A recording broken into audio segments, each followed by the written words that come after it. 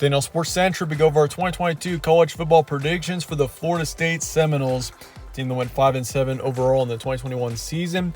Well, this team being 2022, that's what we go over here today. We'll be analyzing this team and predicting their schedule game by game in this video. Starting out with their team trends, Florida State 5-7 last year. They were 2-4 in their first 6 games, 4-2 in their last 6. So this team did disappoint a bit last season. I mean, there was some optimism here for Florida State going into last season, considering Mackenzie Milton, of course, who was coming in from UCF. He was the former UCF quarterback who was a major standout. He played really well for the Knights until he unfortunately got injured. Transfers into Florida State after a long recovery due to his injury, and unfortunately couldn't quite reach that same level that we'd seen him at in past years. But yeah, 5-7 was the final record. They were 0-4 in their first 4 games. This team didn't win a game until October 2nd, and obviously just a tough way to start off the season. I mean, this team, they lost to Notre Dame in overtime. Turns out Notre Dame was a very good football team last season.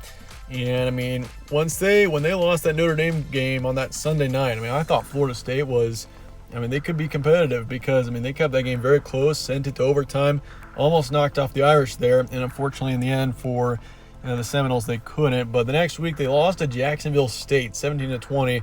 Just an inexcusable win there, really. I mean, they had an impressive performance, I'd say, in week 1. Week 2 was just embarrassing. And then they lost to Wake Forest the next week, lost to Louisville, and turns out they were 0-4 heading into October. They beat North Carolina 35-25. That was their second win of the season. They won a couple of games there in October. And they lost to Clemson on the road by 10. They beat Miami 31-28. And they also beat Boston College there towards the end of the season, 26-23.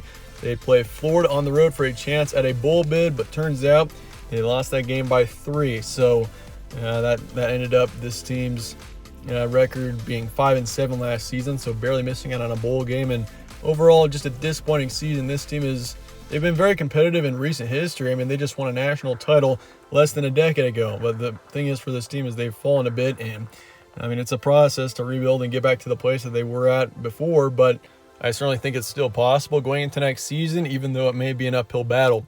Roster preview going to next season, looking forward to 2022. Jordan Travis is returning, the main starting quarterback for this team last season. Put up 1,500 yards, 15 touchdowns, 6 picks, and a 63% completion rate. So, I mean, Jordan Travis, he shows potential. He was the better quarterback between him and Milton last season, and once again, just unfortunate the situation with Mackenzie Milton. I mean, there was some optimism for him going into 2021 here, and if you look back to, his 2017 season with UCF, I mean, it was an incredible season for him. You can just see by his stats: 4,000 yards, 37 touchdowns, 9 picks, 67% completion rate. I mean, the sky was the limit going into 2018, but unfortunately, that injury just really affected him, and he wasn't the same going into 2021. His stats from last season: 775 yards, 3 touchdowns, 6 picks, and a 58% completion rate. So, and he is officially retired and moving on, but Jordan Travis is coming back for this team going into next season. Deshaun Corbin is gone, the top running back for this team last season, which is certainly a tough loss. I mean, he put up over 1,000 yards, 8 touchdowns, very talented player, so you're losing him. Jordan Travis was the second in rushing for this team last season, and Trayshawn Ward was your second running back, third in rushing from last season, putting up just over 600 yards of total offense, 5 touchdowns. So you do have him coming back. He's going to be a key player going into next season. Receiving core, not too bad. Ontario Wilson's coming back. You lose Andrew Parchment, but you bring in, or you return Keyshawn Helton and Jakee Douglas as well. So you got 3 of your top 4 coming back in the receiving core, which is good news. In the backfield, you do have your second running back, even though it definitely would be, definitely beneficial to this team if they could have returned Corbin, but in the end, that's just not how it works. So looking at the offensive line, you lose 2 on there. You lose 2 defensive linemen, 1 linebacker, and 2 in the secondary. So defensively, you lose a few key starters going into next season. But in the end, it's still going to be an uphill battle for this team no matter what happens here, because, this team is still, they're just trying to put something together.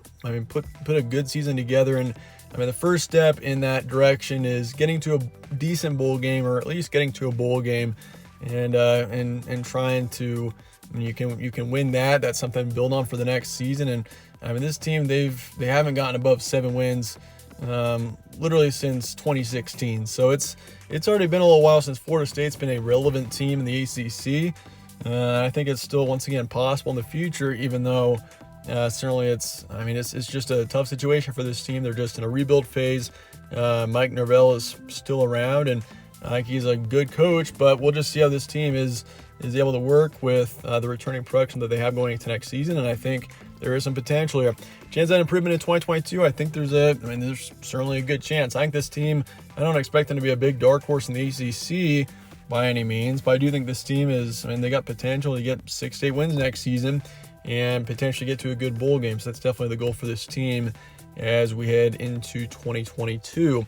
Looking at your transfer portal and recruiting going into next season, not too many significant changes. I mean, you bring in a couple of key players, Dimitri Emmanuel, offensive lineman, coming in from Charlotte, and Jazton Turntine, offensive tackle, coming in from South Carolina. So you bring in a couple of definitely talented offensive linemen there. You also bring in Trey Benson, running back from Oregon, and Greedy Vance, defensive back from Louisville, who was a key player for Louisville last season. So you do add definitely a key guy there in the secondary.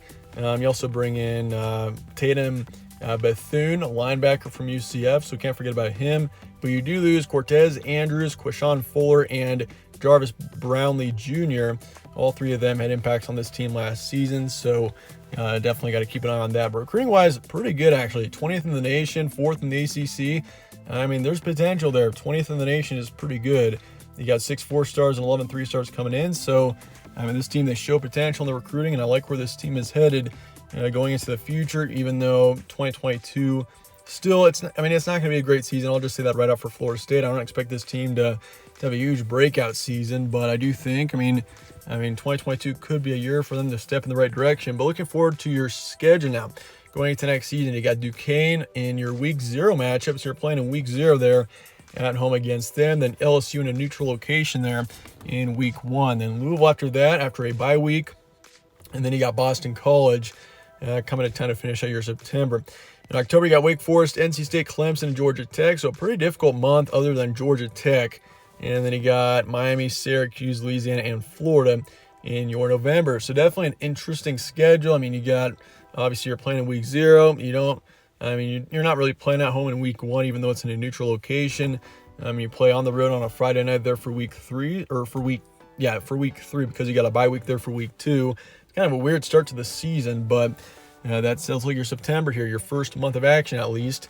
Duquesne, easy win. Then you got LSU and Louisville. I'd say both of those are losses. LSU next season, winnable game. I do think you keep it close against the Tigers, but in the end, LSU pulls out a close win. Louisville on the road, it's a winnable game, but going on the road there, I do want to favor Louisville there on a Friday night. I do think, Florida State puts up a fight there, but you do lose that game. Come back for Boston College. Boston College could be a decent team next season. They could be in that 7 to 8 win range, so that'd be a good win there if you can beat them, and I think you do. You get a close win against Boston College there in Week 4. So you're 2-2 heading into October there.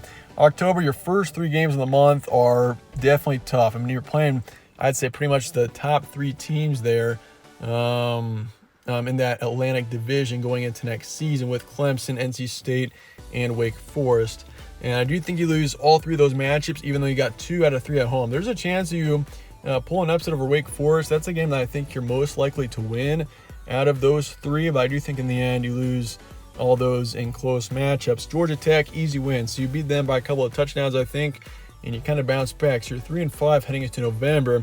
Got to win 3 of your last 4, which is certainly possible to get to a bowl game, but in the end, I just think a couple of close losses build up for this team, and you do end up losing to Miami and then to Florida. Florida's a game that I think is extremely winnable for Florida State, and I could see, honestly, both Florida and Florida State going into that matchup 5-6, and the winner getting to a bowl game. And Florida State being at home, I kind of want to favor Florida State there, but in the end, I will pick Florida to win that game in a close one. I just think, this team there's just a couple of uncertainties that I think, once again, the quarterback situation is good, but it's not great.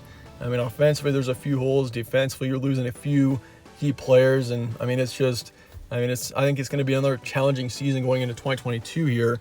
Even though, you got Syracuse and Louisiana as both wins, I think, even though both are in close games, and that puts you at 5-7 going into next season. But honestly, even if you flip around, it is a challenging schedule. There's no doubt. You play 2 SEC teams in your non-conference schedule, both of which, even LSU, I could see 8 wins next season, so they could be a good team. It's I mean, it's a challenging schedule for this team, but I think in the end, you make the most of it. You get 5-7, and hopefully this team can continue to and rebuild and continue to get better, and potentially in the future this team is a big ACC contender once again.